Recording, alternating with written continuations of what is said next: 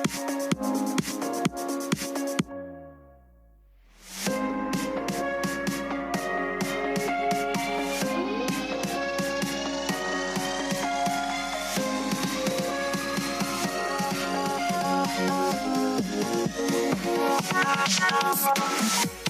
episode of the Muay Thai podcast is brought to you by pmtlifestyle.com, authentic Muay Thai lifestyle by Pu'u.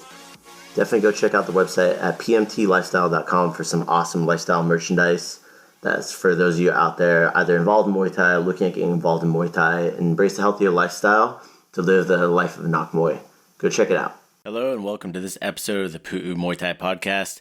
Today is a little bit different. I have former extreme sport athlete Mikey Taylor. He was a pro skater. If you got DC shoes in the late 90s, early 2000s, you would know who he is.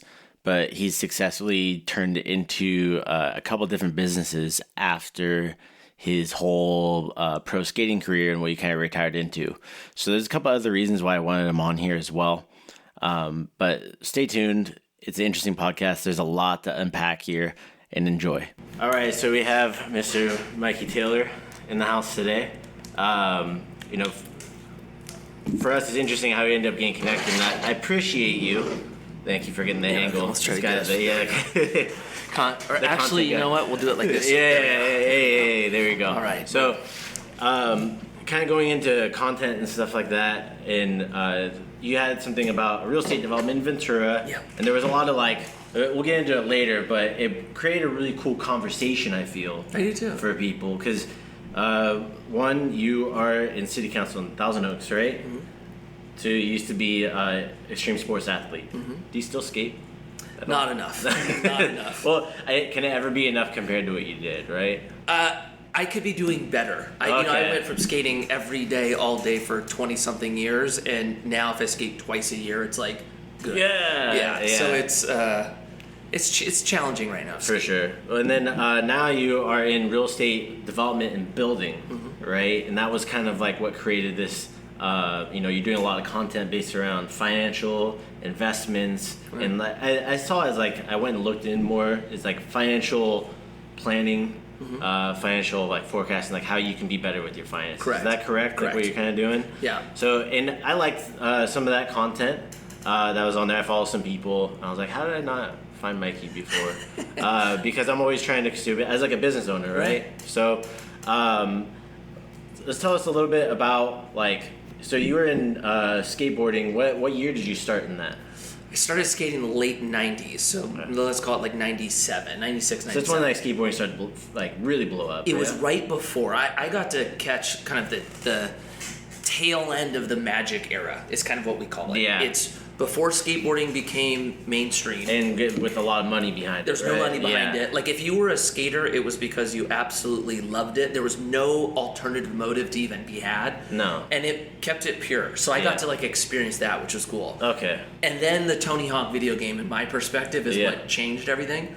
And then this was probably the early 2000s. That's when skateboarders started being able to make a little bit more money and buying cars and all of that. So I went through the kind of boom.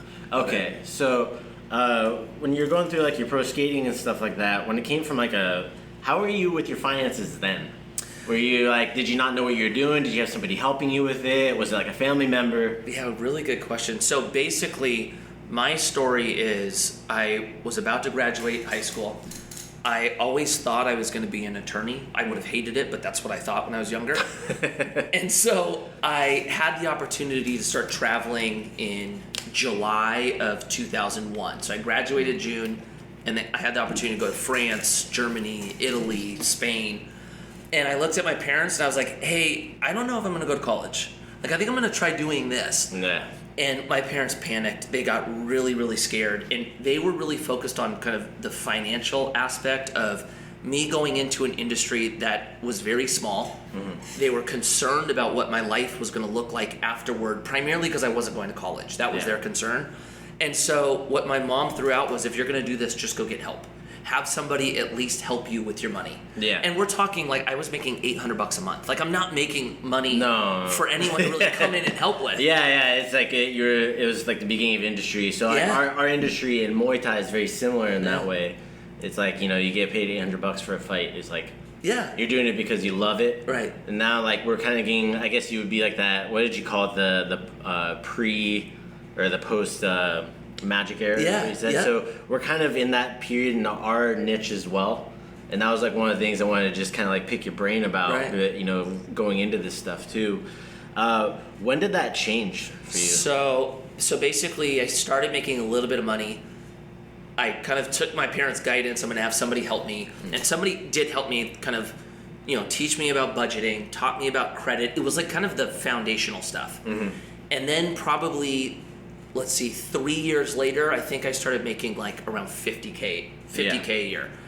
And I'm like, I'm killing it, And I think because I had somebody help me with my budget before I was making money, I kind of just applied the same rules as I started making more. And then it was like, 10 years in, I started making I was making over $100,000 a year. Yeah. And then by the end, I was like, I had a shoe that started doing well. And so that was probably the biggest moment in my life, at least from a financial planning element, was having somebody come in and help me plan before I had money. Yeah. And that way, like, when it came, you knew what to do. I already had the discipline, I think, is the hardest part, right? Like, a lot of us think that, once we make more money, then we'll start saving. But what we always do is we make more money and then we spend more money. It's kind of how it goes. Yeah, it's almost like the dopamine hit that people get from, like, social media. It's like, don't worry, I'll figure it out. And all of a sudden, it's been 18 months and you blew it. Yeah. Yeah, so, and I'm sure you saw that in skateboarding, too, for other people that were coming up in the industry at the time, where they just, like, don't really have much from it.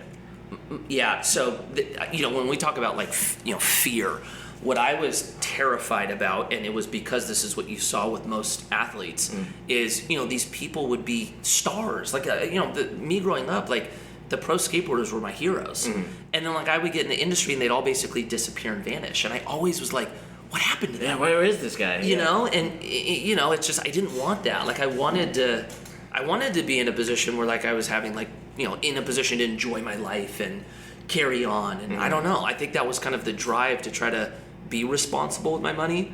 But learning the discipline and, learning how to save first was everything for me, because then as I started making more, I was able to continue that saving and continue the investing, and then that put me in a pretty good spot post skateboarding career. Yeah. So going from pro skate, which I think is that's something, I don't know if you've, I know that was your former self, I guess, because you transitioned, right? Right. So Right. When you started transitioning into real estate, when did that start happening? Okay, so the transition to where real estate became my next business. Yeah. That transition started at the end of 2016. So 16, 17 is when that transition started. 8 years after the collapse of real estate. Stuff Yes, like that. Yeah. yes. So when things started booming again. So I was investing in real estate prior to me starting this business. Yes. But this was the first time where my basically active job was real estate. And to hey, this is what my 100% focus is going to be. Correct. Essentially, right? Correct. So what was the reason for that? Okay, so when I was still skating, I started a company with Josh Landon, actually, who's a local here, and our friend Paul Rodriguez. We started a craft brewery called St. Archer. Okay. And when we started that, we didn't have enough money to do the company. We had to build a business plan and ask our friends and family for money. Yeah.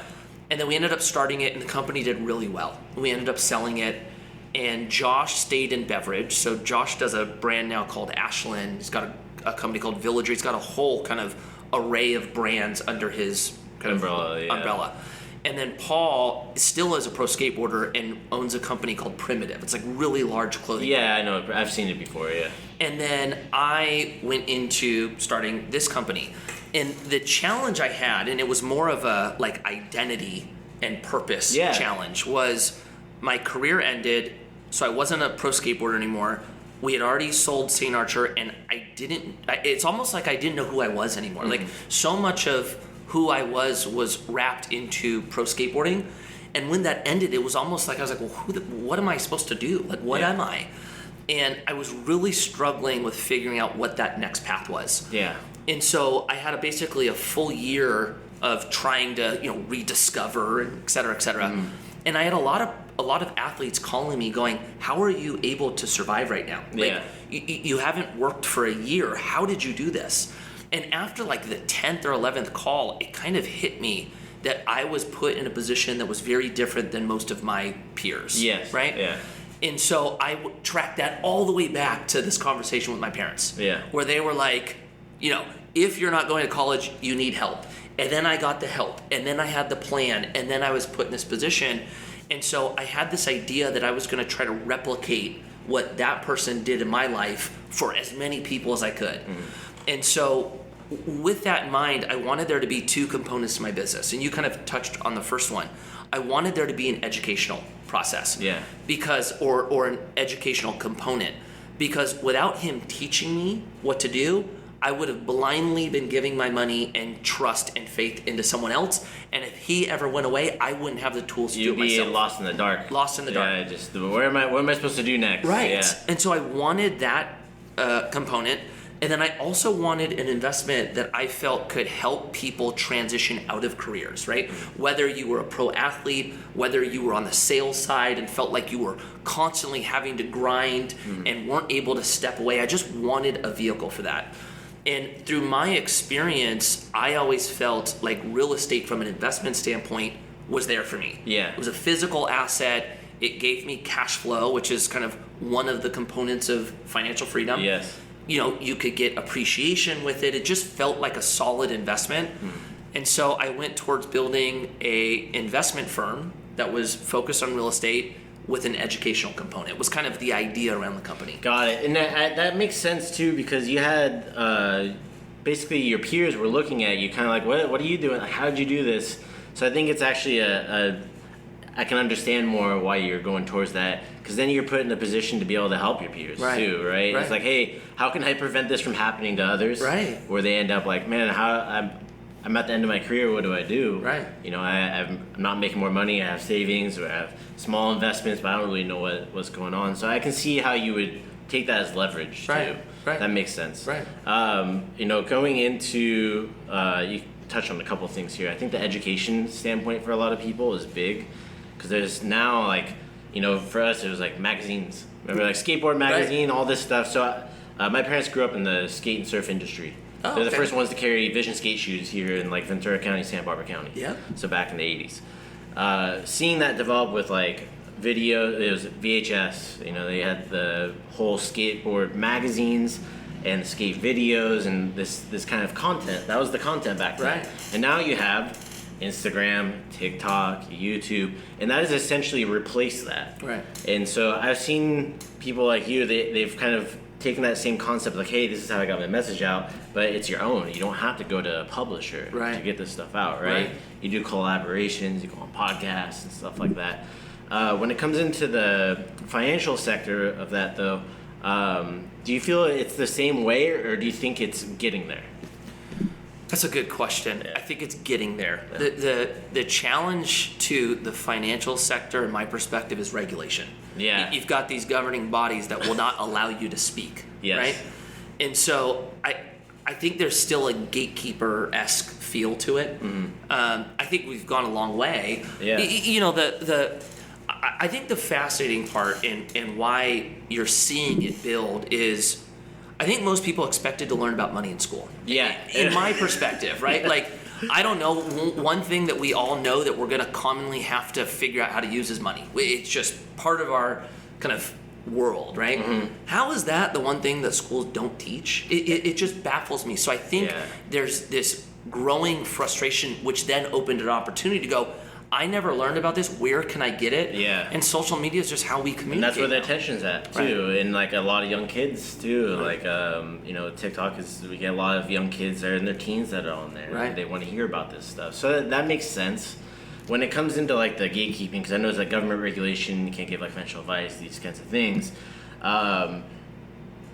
I don't really ever foresee that changing, because the government love having that control. So with that though, you work in government, right? So how did that happen? Like, what made you decide, like, I'm gonna, because did it start with City Council? How did that start? Yeah, this is brand new for me. I haven't even been in a year. Okay. So this is a new thing for me. It's something that I never really had a desire to get involved with, my personal Don't blame you.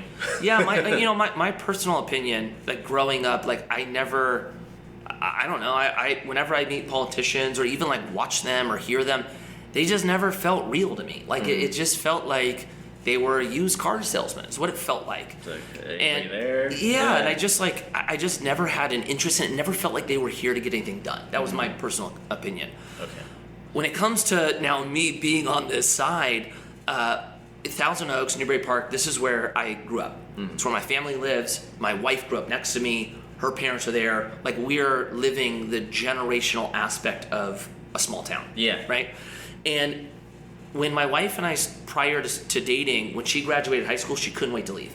She was like, I'm 18, I'm out of here. I'm going to San Diego. I'm going to go to school down there. For me, granted, I was traveling from skateboarding.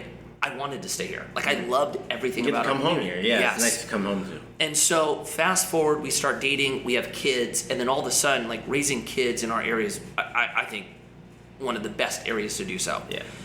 But I always would hear, like, or I shouldn't say it that way. My wife and I would always have these conversations, and her point was, there's just not a lot to do for us. Like, anytime my wife and I wanted to go on a date, we'd either come up here or go down south. And so she was like, why don't we go look around? Like, we can live anywhere. Like, why don't we go, check some other stuff out? And I was like, I don't ever want to leave. Like, what do we have to do? Yeah. And so that conversation started basically putting me on the path of figuring out what I could do in our community selfishly that would put my children and my wife in a position where they wouldn't want to leave. Yeah. And so as I was looking around, I went, okay, I am in real estate. I build business. City council, in large part, is land use and contracts. It feels like it's the business of the city.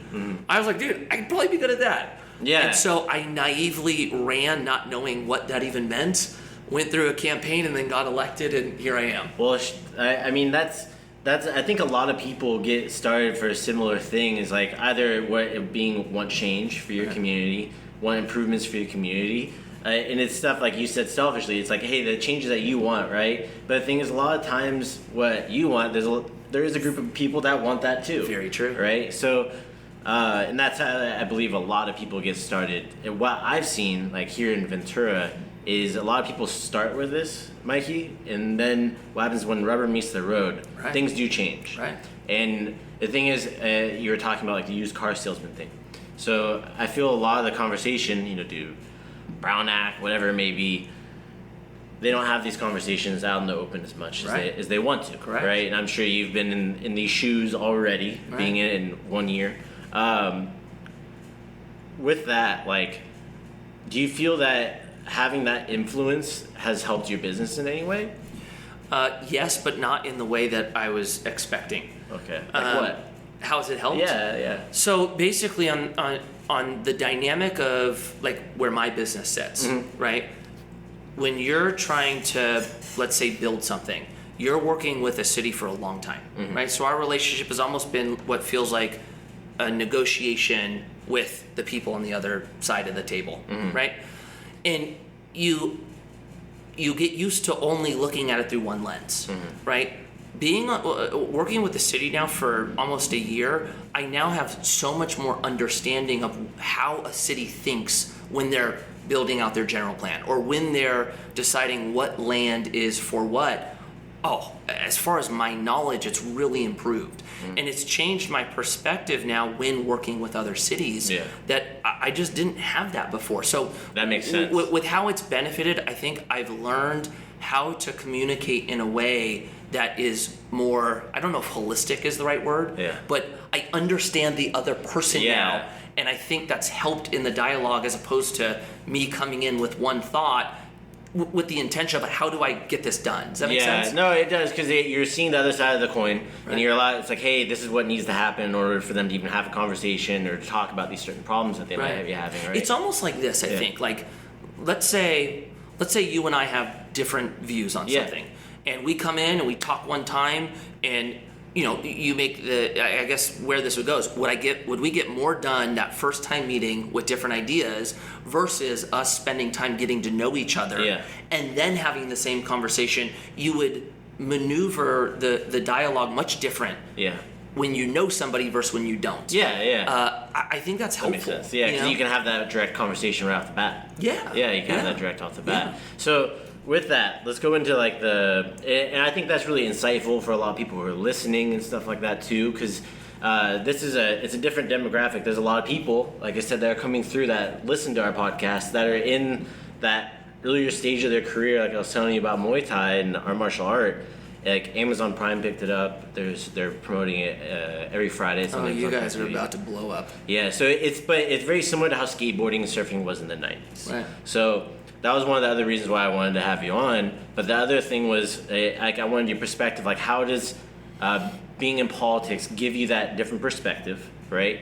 And then also, like, in what ways did it help your business? Like you said, hey, it allowed you to have that more holistic approach. I could see how you said it becomes more natural because you know what lens they're looking through and where you need to meet them at, right? So now that we have, so you were pitching a real estate development. It was on, it's over at the bottom of Ventura Avenue. Right? Yeah. It's the old car wash. That was all. I remember that car wash when I was a kid. Yeah. But the thing is, it is a land use opportunity, and when it comes into, I know your development. Tell me a little bit about the development that you were wanting to have happen there. Okay, so that project, and I'll be mindful that I might be speaking to somebody that doesn't know how the real estate project you're works. good. Yeah, I think that's great. That project was fully entitled. Okay. So what it means, if you're buying something that's entitled, this was an abandoned car wash. The owner had already worked with the city to get approvals on what it could be. Yes. So on that one, the city basically says you can build an apartment with this many units. Out of these units, there needs to be a certain percentage that's affordable, and all of that has already been basically worked out. Yeah. And so there's a couple of plots of land that are here on Main Street also that have one. There's like an old contractor building that got bought out. And right. I think the House of Rio, owns it. Right. And it has entitlement for apartment complex. Right. On their second lot. So when you come in at that stage, what you're buying is almost how could I say this? It's almost like you're buying a finished product before it's finished. Like the framework has already been decided, and now you just come in and build. Yeah. That's one way to do it. And then the other way to do it would be buying something, like let's say the car wash wasn't entitled. We would have to buy it, and then we'd have to work with the city. And go through the general plan, correct. All this stuff. You work with the planning commissioners or the planners, and then it gets to the point of potentially city council, and then you work on your designs, etc. Yeah. That's the latter takes about 3 years. At least. Ventura probably longer, man. Yeah, and the former, like in our case, it was about 2 months. It more was just us working with the owner to figure out the logistics of what we were going to buy it for, and then now we will work through the process of actually building it. Okay, so and then what's your general? What is there like already plans like for what you guys are building there? Yeah, so we bought it with that. Okay, intact. with the plans that they already had. Correct. And that's what you were working out with the owner and figuring out what that was. No, we were just working at. Okay, so kind of. So basically, what you do is the owner presents you with what they're selling. Yes. Right. I'm selling an entitled project. You can build this many units. These are the forecasted rents. Everything. Right. And then so what we have to do as the buyer is go, okay, if we have to build this and this is the cost, what can I pay for the land for it to be worth the build or the risk to build, right? And so the nuance becomes how do you negotiate the price or how do you buy it at the right price, which makes sense to build, I guess would be the way to say it. Does that make sense? Yes, it does. So with this, all the high density, so there's a lot of high density stuff. And obviously, in Ventura, it's a pain point for some people, right? But being in pain isn't a bad thing, because it creates conversation. Right. Like, hey, how come you're doing this, right? That's how we ended up talking. Like, hey, I want to hear about your perspective on why you're doing this. Right. And like you're saying, if it wasn't you, it probably would have been somebody else. For an entitled project, yes, but even not in the scenario we're in, we can talk about that more, it's going to get built by somebody else. Yeah, because Ventura, we see it, we have so much stuff. They're talking about rezoning projects. Like I was at they were voting on this and putting McDonald's and all this stuff over on Ventura Avenue and everything too. So with like the high density stuff, so the term that I hear used a lot is affordable housing. Correct. Right? So affordable housing, tell me about affordable housing and when that term's used and what it means. Okay, so because I know what it means, but I want people to hear this. Okay, so there's two meanings based on who you're talking to, and so you need to know two, and it's smart. And who it's coming from. Correct. Okay, so the government's view of affordable housing is subsidized housing. Ultimately, it means that if we're going to build, let's say, a 28-unit apartment, the city is going to say out of that 28 units, 15% has to be affordable, which means you have to cap the rents, so you can only charge a certain amount on rents, and then in those rents, the people that qualify have to be in a certain income threshold. Yes. So let's say, to rent this unit, you have to make $60,000 a year. Okay. No more. If you make more than that, you don't qualify. So that's one definition of affordable housing. The other definition of affordable housing is having real estate that's actually affordable to buy. Something that, I guess this would be the context of it. Affordable housing would be the Fed increasing rates by more than double, and the price of housing actually coming down to match the interest rate. So if a house was worth $700,000 and interest rates were 3%, right? Affordable housing would really mean the Fed drives it up to 7%. Your $700,000 home should now be worth $550,000. Okay. Right? That's a normal market figuring out an equilibrium on pricing. Okay. So I would say, to bring it all home, one's more of a free market view of affordable housing. One is more of a government view of affordable housing. So and this is where I go into it, is I think the free market, in my opinion, is a one that is more ideal because it's not propped up by government. Me as well. Yeah, and that's one of those things that it comes down into it, and there's the whole thing about affordable housing used because the thing is, developers and government have these conversations. They're talking about, as you said, there's these two different definitions, right? So the affordable housing, here, that's right next to. Do you see this build out when you drove past it? I did. Yeah. So that has affordable housing. All new developments will in California. But the thing is, the regular price on those condos, the thing is 1.5 mil, right? Oh, they're selling them. Yeah, they're for sale. And then the affordable ones are 1.3 million.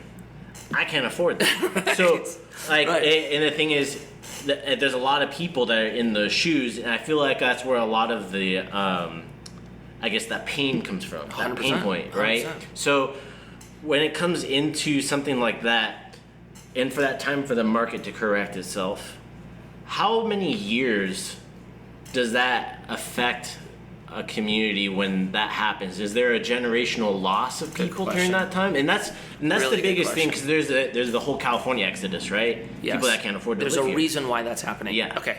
So, yes. Yeah. If we go back, what we're experiencing as a state is we have not built at all really from the financial crisis. Yeah. So we go through 2008, for 15 years, not a lot has happened, right?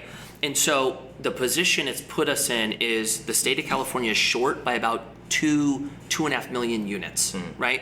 So in context, 2 million people are looking for homes that aren't available, right? And that's, townhomes, condos, single family, multifamily, it's all residential, right? When Gavin Newsom ran his first campaign, his big thing was, we're gonna add 3.5 million units of residential to the state by 2030, okay? In context, we average about 100,000 new residential per year over the last 10 years. And so just looking at kind of at least Newsom's messaging, if nothing changes, that's well crafted, by the way. You're not adding 3.5 million units until 2090. Okay? So why that is in California, and we talked about how long it takes to build, right? If you buy a piece of land, right? You're 2 years or so to get it entitled. You're an additional year to get working drawings, or ultimately get to the point of building. Then you have an additional 2 years to build. Then you have a year of lease up or so, right? Jesus. So from the point of you purchasing a piece of land till actually having units available to buy or sell, you're 6 years out. And I think something that's important to note for people that are listening in politics and stuff like that too, a lot of stuff changes during that time. Correct. Also, because you have city council, you Correct. have board of supervisors, and you have the governor. You're nailing it. Yeah, so the thing is, for people that might be listening out there, it's important for them to know, as a developer, during that time, you're kind of having to do some gymnastics to appease these new like either building mandates, laws, legislation, right? Yeah. Okay. Oh yeah, 100%. Yeah. So because of the amount of time it takes to build here, because of the amount of fees and regulation, it is very expensive to do business here. Yeah. What it's created is a lot of investors that will not touch California. Right? It's not even people just leaving California. There's a lot of investors that will not go near this state. And insurance too. We're experiencing it, right? So when you're talking about how long does it take, if you look at a normal state, right? Let's use, probably Idaho is the most current example of this, right? You have a mass exodus of people in California. We lost, 500,000 people net loss per year, something like that? Yeah, crazy. Okay, so you have a ton of people that come into, let's say, Idaho. Population doubles, okay? When it doubles, there's not enough residential for that doubling. So what happens? Prices go up, right? Then you get to a point, in very simple terms, where the rent, what you can get for rent, makes sense to build, right? So then everybody comes in and builds. Like everybody's brother's a builder, they build, and what happens is they overbuild. This is the building cycle, right? Once they overbuild, then all of a sudden they can't lease them up. So there's vacancy. Then all of a sudden they start bringing rents down, and then prices plummet. Okay. When prices plummet, then rents go below the price to build, and then no one can build. Yes, so this happens over and over. So you see, in my perspective, the healthy corrections of a cycle happening. Yeah. In California, it doesn't happen. No. So especially in Ventura, I know they were like way behind on stuff. Correct. So that's where this development comes in. Exactly. So, you asking the question, when is it going to get solved here? Yeah. I don't want to be doom and gloom. It's not looking good for us. No, and that's it, but it's not. But that's a conversation that people need to hear. Correct. Because the reality is, and now I could kind of guess that's like where your perspective was, but without that's not like the conversations you put out for people. It's like, hey, this is a long conversation, right? Long form content. Oh, short form makes this stuff brutal. No, yeah. People are just like, wait, what? F you, man. Like, get out of here. But the reality of it is nothing's permanent. Things change, right? Legislation changes, government, all this stuff. So going into like high density housing, right? I think just to kind of close that chapter on that development it's not looking good. You're not the only one that's going to be here building. It's not going to. Do you think it's going to?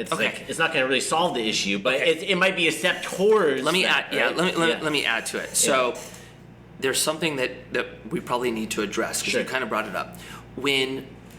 Everything has a cost. Right. You have a cost to build, and when the city says, 15% has to go towards, let's say, affordability, right? Affordable housing. What they're doing is, let's say they're capping rents, right? When you cap rents, naturally, speaking on like a risk return standpoint, you're bringing returns down. Yes. Right? Naturally, and for people that don't know returns, that's your profit that you're getting, or the gross income, whatever it is. You have to be able to make some money, or no one's going to take the risk. Why no would one's you going do to it? build rent. So what happens is, for you to justify the subsidized rents, you have to hit market rents to be able to put yourself in a position to build, right? Yeah. There's a dynamic there that I think is probably a longer conversation, but it goes back to the two viewpoints. Do you solve this with subsidies, or do you solve this with the free market? Right? Now, when I talk about this problem not getting solved, the reason why I say that, our state, in my perspective, is not good at doing things like deregulation or speeding up the process to build. Accurate. We don't do that. Yeah, no, we overly regulate. So it's interesting. I'm in a catch-22 right now because of me being an investor and me being on city council, right? Me being an investor, if we're talking about the highest return that I can make for my investors, I want the state to keep doing its thing. Because what the state's doing when they add, like Los Angeles City, when they add mansion taxes, what that does is keeps my competitors out. Yeah. Right? Yeah. When the state makes it more difficult to build, they keep competition out. Yeah. Okay? That drives our investment up. City Council, the number one pain point and issue for Thousand Oaks is affordable housing. They want more housing. my idea of solving that problem, you have to add supply. You cannot get to an equilibrium if the demand is up here and the supply is down here, right? So it's just fascinating. I'm in a position where I'm saying we need more building. The state needs to learn how to let people do their thing, and knowing if that were to ever happen, yeah, I might not get as much of a return here, but I also know the state. Yeah. And I just don't think the state is good at incentivizing people to go build stuff. No. Whether that's business, whether it's real estate, whatever it is, I just don't think they're good at it. 100%. And it's like for us, this is like where I started getting really involved. Like for me as a teenager, I was reading a lot into politics and a lot of these things. Oh, you were different than me. You were ahead of the curve. But the thing is, it's because I was in like punk music. They were big on like this kind of stuff, right? Alternative community. I wasn't in athletics at that time, right? I wasn't doing extreme sports at the time. Coming to where we're at now, a lot of stuff that was being talked about in 2004, 2005 is now happening. So this kind of comes into with the state regulations, stuff like that too. So when it comes into over-regulation, right? Our sport is government regulated. Great, I'm eye rolling right now for those who listen on audio. So government regulation is good and bad, like you're talking about. There's good, there's pros and cons.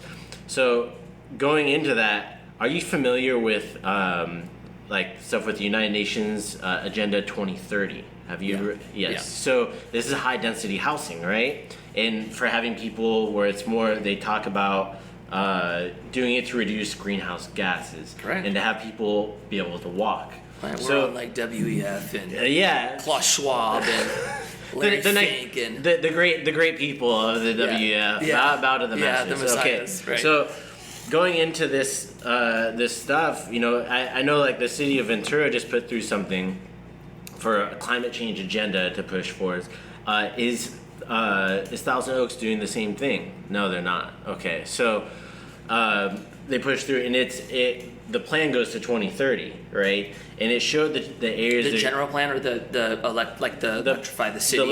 How to electrify and getting rid of gas stoves, right? And paying a. Well, we're dealing with that, but we're feeling that from a state pressure as well. Yes, and I understand that, and that's where it comes from, like the state, and then it comes into propping up of a housing market, like you're saying, these two different things of affordability, right? So that on one perspective, I want to see shit crash and burn, because then it's going to fix itself with the free market. Whereas if you have a government propping it up, you're putting a Band-Aid on a gaping wound. You're nailing it. Yeah. So, but for somebody like you were saying, hey, I look at both sides of the coin because you work in politics. Right. So you're free market. You're like, hey, I think that's a good thing that can help fix it. When? Who the fuck knows? Right. Like that's what that comes down to. Government stuff with a regulation, and a lot of people who don't understand business. Right. I feel that, how dare you make money and try to make money? And it's not really about that, I think, here in Ventura. Just profit wise? Like why? Yeah, no. Like some people are just like, you should be giving that to us, right? Well, I get that. I spent time in the comments with that, you know? And I saw you, the thing is, like, to kind of address some of that, the purpose of business is to what? Yeah, I'm a for-profit business. Yeah, my business is to make money. Yeah, make money. Right. So I always tell people that too. Is like for us, we do a lot in martial arts. It's not a high profit margin business because the number one thing that's in it, and you probably notice in business, is when you have labor as your number one line item on expenses, it's probably not that profitable. Correct. Right. So that's where we're at for this. So to kind of tell you about the state and stuff like that too. We had a AB5. Are you familiar? Yes. So AB5 totally effed us, right? All my other friends, other places, like, how come you're paying hourly for instructors? I'm like, man, that changed. And then we had double whammy with COVID, right? Yeah. So, like, for our industry, we really felt that pinch. Right. And that's why I was telling you, like, I'm traveling, doing things out of state and stuff, because I have to. Right. For people that might not understand that, how do you think they can be better educated in why you would be building here? Like, obviously, you sharing this information is good. What are some ways that people who are out there can stay on top of this? Because there's a lot of fucking moving parts. I've been spending 4 or 5 years going through this. That's why I have this information. Yeah, you know? Totally. Okay, why it's important. look, anytime it's not just formulating an opinion, right? We can all have opinions, but if you're going to try to, put energy out there to do something about it, I mean, the more you know, the straighter of a path you have to achieving whatever it is you're setting out to do. When it comes to, I mean, really, we're talking capitalism at this point, right? Like, in something that I see a lot on my social media, and it actually ended up in some of the comments on that post, when I would basically be in dialogue with somebody in the comment section. For example, it would start with, you only care about profit, right? And then typically my response would be, no, but I'm a for-profit business. If I can't make money, I'm out of business, right? And then it would move to, well, yeah, but you're saying you want affordable housing, but you're charging this much for rent. To the affordable housing conversation. Correct. We're touching on it all now, right? So where I think it's important to know, and it's in real estate, it's in business, it's everything, there's a cost for your product, right? You either have to pay for the shirt before you put the logo on it, you have to pay for the materials to build it, and then you have time involved, and then you typically set the price from there, right? And where capitalism, in my perspective, works so well is when you and I are competing, and you're doing something better than me, and you're charging less, I now have to figure out how to do it better than you're doing it, and that competitive nature results in the best product or the best service for the consumer. I agree. Right? Yeah. In my perspective, when the government gets involved, we're no longer able to be competitive. You have this wall of government. Right, and who suffers is the end user or the tenant. I think it's important in context to this, the more you know about how the system works, the better educated you could be to elect people to actually stay out of the way. The frustration is we got a long way to go, right? Like, we complain about the state level. You're not changing the state till you change the city, then the county, then we go wider, right? And that seems like a heavy lift. I would say the other thing is there's a pain point that the majority of people are feeling right now that sucks. Right? Like, we've watched everything become more expensive. The whole conversation around wage, it's a nightmare right now. Yeah, it is. Right? And so I think when you see something being built and you go, wait a minute, you're charging more rent than I'm paying. I'm already getting squeezed at the gas station. I'm already getting squeezed for everything I'm doing. What the hell? And there's going to be more people here. And there's going to be right? It's just another real life example of the mess we're in, right? Where it's good to be educated to know the creation of the mess so that we can at least attempt to solve it. In my perspective, by and large, that mess comes from government. That's my perspective. So it's being educated it sounds like local politics first. I think so. Yeah, and I would agree with you. That's why I started getting involved, was because during COVID shutdowns and how it affected me, I'm like, wait, who are these people? Right. And I unwind and figure out and look back and start looking into the county and how this all ties in. Look, we complain about the national level, right? If we're ever going to attempt to change that, I do think it starts in your community. It starts when you're doing things with people that you actually know. Right? People that you got to go see at Trader Joe's it's like that's where the change starts to happen, and then you can start spreading out from there. Now, the challenge, here's the added challenge to this, right? In some of the comments I heard basically the frustration of disconnect between city council and the constituents. Right? I went to a big conference last week in Sacramento, and it was for all the city council members to hear about the new, basically, state law changes. The number one key change is real estate. Right? They've changed over 100 laws or added 100 laws since 2016. And a lot of it is to take control from city council. Right? So have you been following what's going on in Santa Monica?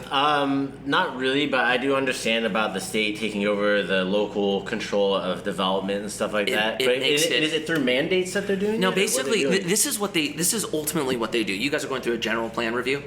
Okay, so you have your general plan. Okay? If you don't have everything basically planned on your growth in the general plan, what it opens the door for, I believe I'm getting this right, that a developer can go around your general plan and then basically get in line with the state development law, and then nothing no policy that the state holds applies to you. Oh, right? shit. So they're going through it with Santa Monica. In Santa Monica, you have a 4-story max, similar to here. Yeah. Right? Can't go over 4-story. Well, Santa Monica is one of the cities that is very strong against growth. Right? They're going F you to the state. They're in a lawsuit with the state. Well, a developer went, here's my project. They told them to basically get lost. And then the developer went around the city, and now the developer is building a 15-story, like 3,000 unit apartment, right?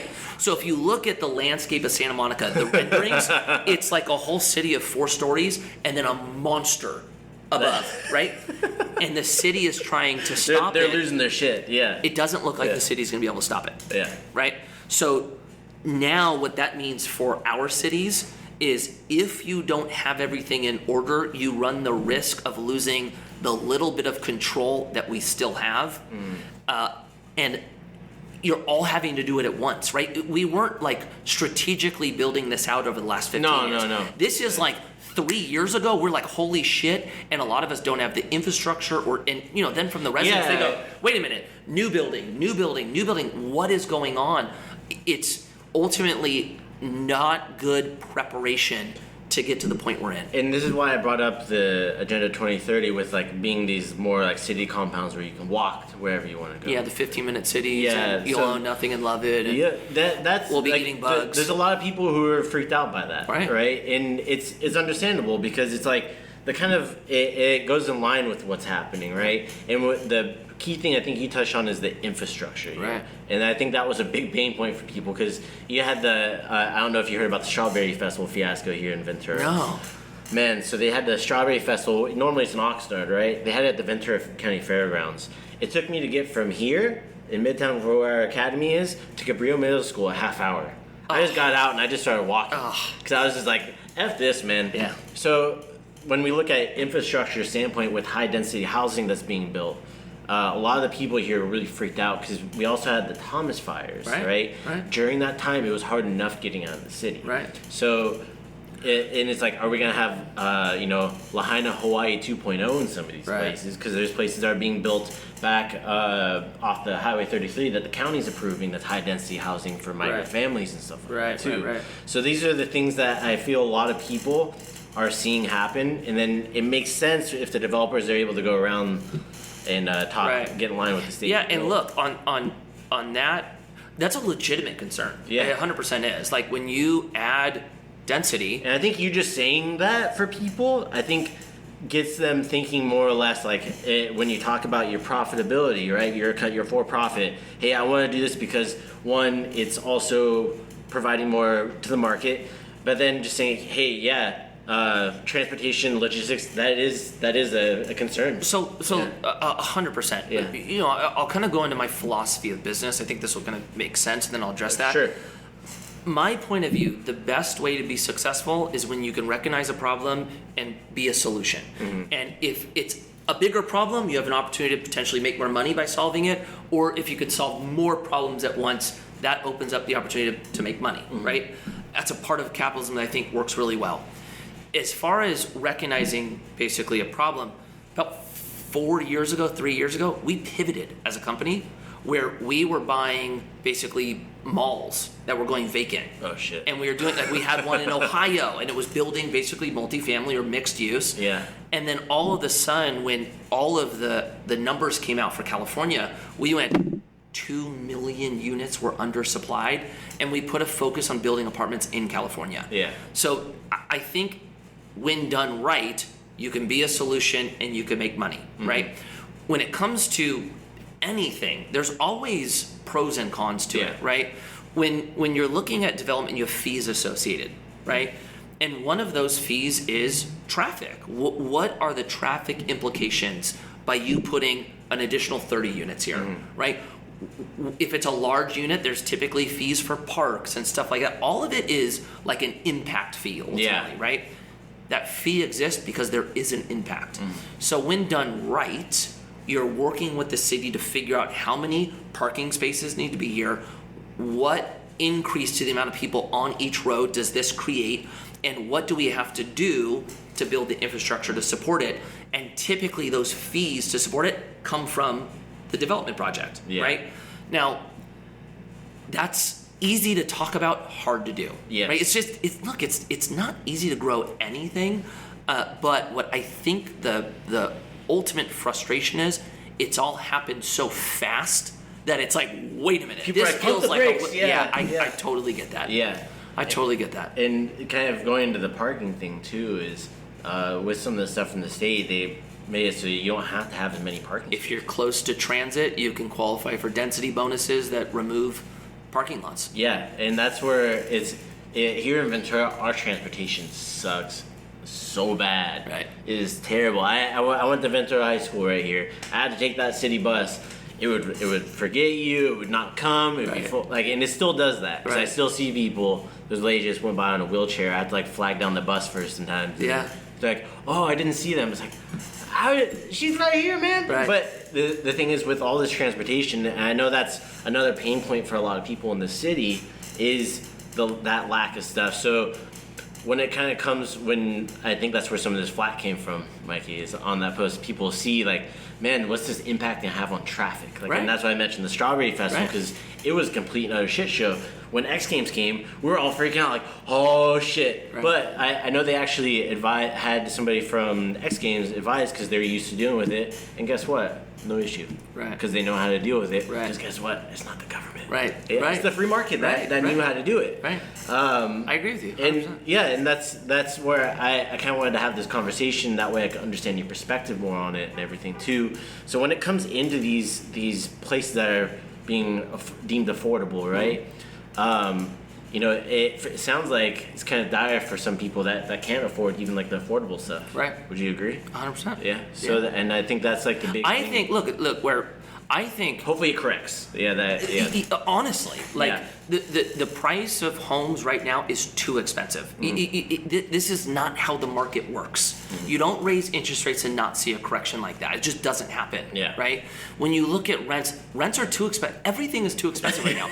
I'm in 100% agreement with you. Yeah. I think where some differ is why it's so high and how to solve it. In my perspective, I don't understand how you get a market to function in a healthy manner if the supply is so far below the demand. I just don't know how it's done.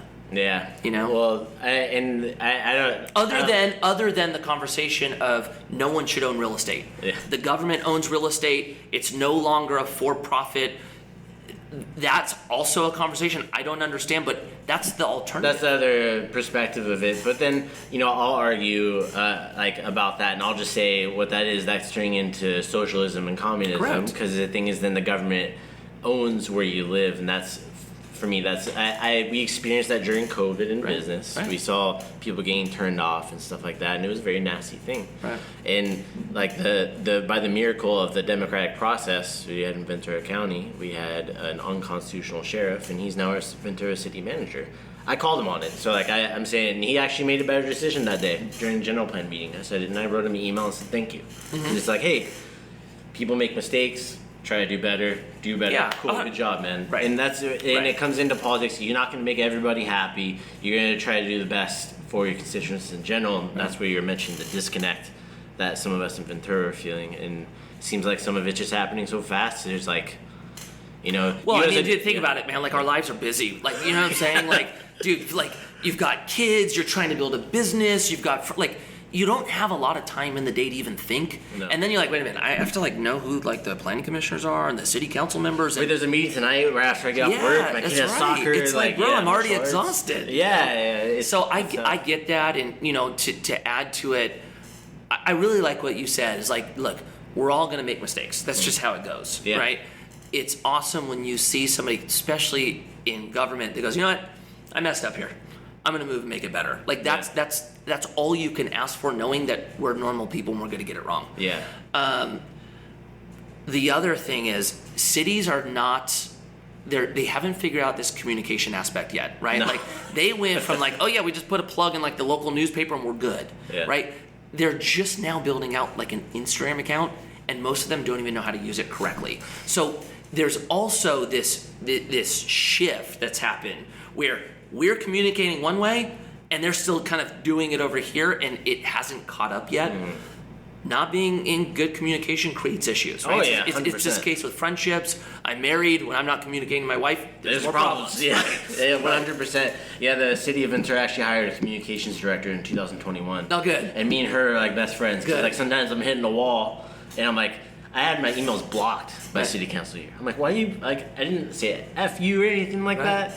And she addressed it. She's like, I don't know why this happened, Jonathan. Let me get it fixed for you. But that was a new position. Right. And then communication got better. Oh, that's cool. And then some issues that we were feeling as businesses here in Midtown started getting solved. Right. Or at least told, like, hey, that's not happening. Right. Rather than just stonewalling you. You know, just hearing that too, because I think this is a good point for everybody. What I've experienced is this: you have a vision of why you want to run, right? For me, it was really kind of family focused. Like, I felt like we had a gap from like 18 to 40, and that gap, there wasn't much there for that life cycle. And so this was the campaign I was running, and people basically see what you're selling and go, that's where I want to go to, and then you get elected, right? When you get elected, it's interesting because you're not the CEO. It's not your vision and everyone's here to build it. You're the representative of the people, right? So what's cool about that is people can have such a big impact on you when you're stepping up and being heard, right? Showing up to the council meetings, emailing and calling your council members, it actually goes a long way. And the council members, I mean, honestly, they know that if a community doesn't want this, you're putting yourself in a bad position going against what the community wants, right? That's when it's running right, and the more people that are involved, the more pressure that puts on the city council to speak for the will of the people, you know? So, I mean, just hearing what you're doing, I think that's phenomenal. I think more people should do that. Yeah, but it's hard. Like you said, it's super busy hard. day, but that's like, I kind of just want to share that with people because I was kind of like, I told people, and I have people now, like, because I've been harping on this stuff for like 4 years, and this is where I ended up connecting with Spencer from Ventura Forward, was because I would hear him talking, you hear me talking, like, hey, we should talk more. So more people need to get it when they can. You know, just try to get involved, know who's being elected, just know what the general stance is, because then it's better than knowing nothing. 100%. And then all of a sudden we're sitting there, you know, caught with our pants below our ankles, wondering what happened. Yeah, that's right. You know, and just kind of what's going on now. That's right. You're nailing it. Kind of going to wrap things up here. You know, how can people get connected with you? What's the best way for people to get connected with you? In regards to your investment and stuff like that, your companies. So if you find me on social, it's just Mikey Taylor on every platform. You can get a pretty clear shot to the companies. And, you know, if you just want to learn about money, learn about investing, learn about credit, it's not all just like, how do I get rich? It's like, how do you manage what you have? That's all we put out on social media by and large. We do run a company where we have investors. We have about 600 investors, and they're retail investors. What that means is it's everyday people that are investing together. It's almost like a crowdfunding. It's not like one guy worth $200 million that's giving you these big checks. And so in that, like, you know, for content wise, we do highlight that we have projects that people can come invest with us in. And then, you know, talking about that one post, when you said, I went back and saw some of your content. If you don't know that we put out content around money and finance, you see one piece and you go, oh my gosh, this dude only cares about getting rich, right? But really, the idea is the more you know, the more tools you have to succeed. If you want to do it on your own, we try to give you all the tools for you to do it on your own. If you want to get involved with us, you have an opportunity to. And then I'll kind of bleed this out because this came from the conversation I had with Spencer. We were talking about what it would look like actually to create a fund that was like a Ventura fund where people could come in and invest in the fund that's building the projects so that, you know, when there's an apartment, which isn't a for sale thing, it would be like the community has an equity stake in the apartments going up.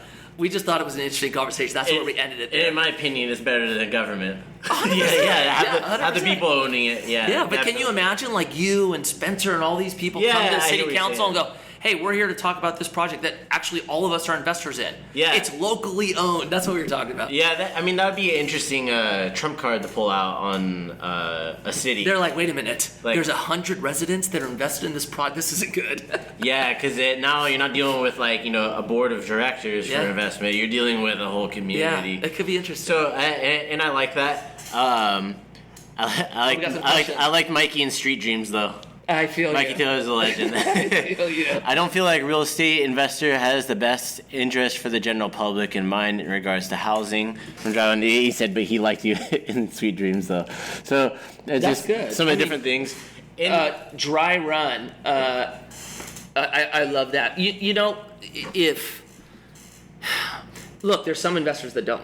I'll be totally honest with you. There's a reason why slumlord has become a thing, because some people are shitty investors or owners or landlords, whatever you want to call them.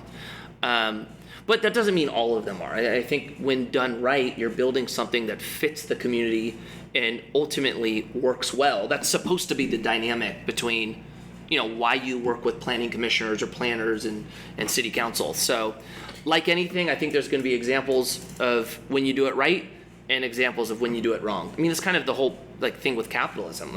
It seems like people that are more pro-socialism take an aspect of something not working or a disparity and say, see, this is late stage capitalism, this is broken, we need to get rid of it, where because something isn't working doesn't mean the whole thing isn't working. There will always be issues with everything you do. Absolutely. In my perspective. Yeah, people don't understand the trough of capitalism, right. And how that is a stage of it, and it builds back up right. from there. Right. Well, Mikey, thank you for coming in today. Thanks for having me. Yeah, anybody out there, go check him out at Mikey Taylor. I'll put the link in the show notes for anybody that's listening later. And thanks for coming today, man. Appreciate it. I appreciate it. Heck yeah. All right, that's going to be it for today. Thank you so much for tuning in today to the Pu'u Muay Thai podcast. If you enjoy the content, go leave a review over on Apple Podcasts and on Spotify. Give us a rating. It means the world to us. Also, if you want to be a guest on the Pu'u Muay Thai podcast, or if you just want to shout out to your friend, go check us out at podcast.puumuaythai.com. You can submit to be able to be a guest on the podcast. You can submit what you want to talk about. Also, if you want to just give a shout out, there's a button for that too. Sawadee Kop.